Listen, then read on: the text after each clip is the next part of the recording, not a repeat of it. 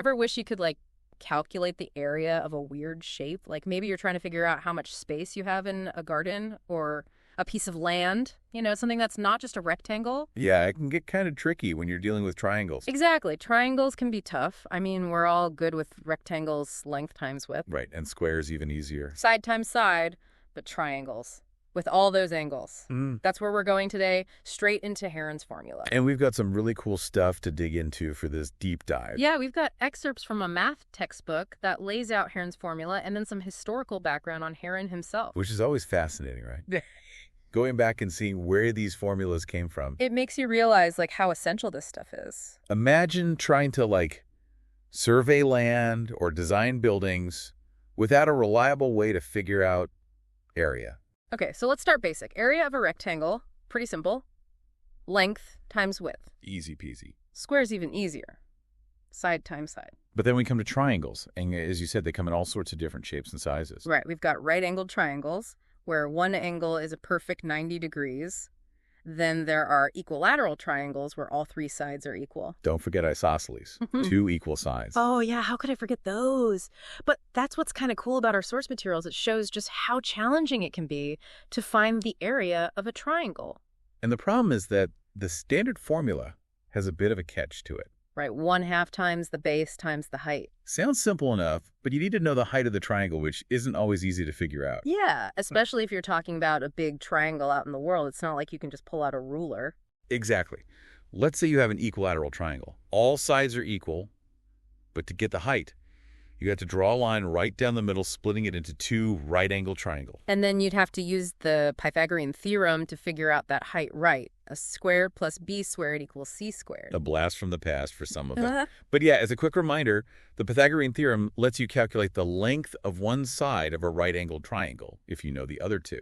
So you'd use it on one of those smaller triangles to figure out the height of the original equilateral triangle. It works, but talk about an extra step. It's a process, and that's where Heron's formula comes in. It's like instead of all that fuss with the height, Heron's formula is this elegant way to calculate the area of any triangle. Any triangle, no matter how weird or wonky it is, just by knowing how long each side is. It feels like a magic trick almost. So no height needed. It really does feel like magic.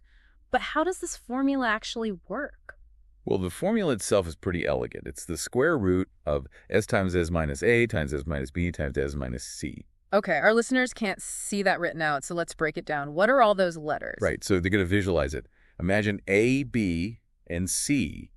Those are the lengths of the triangle's 3 sides. That's our starting point.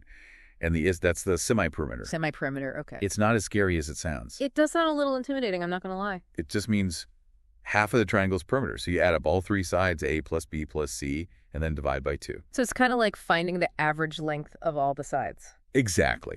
And simple as it sounds, that semi-perimeter, it's the key to the whole thing. That's what lets us get around needing the height.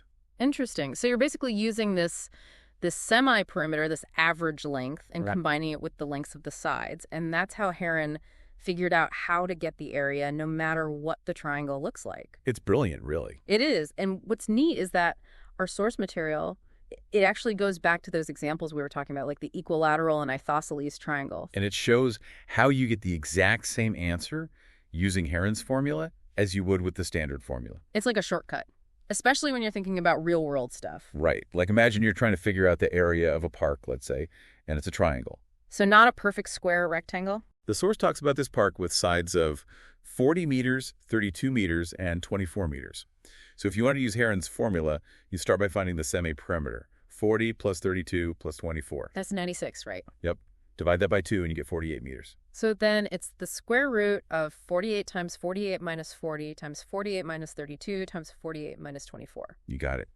And that gives you the area of the park, 384 square meters. See, no need to mess around with trying to find the height of that triangle. What's cool is that this particular park example, it actually is a right-angled triangle, so you could use the standard formula if you wanted to. But Heron's formula works just as well, and you don't need to figure out that height.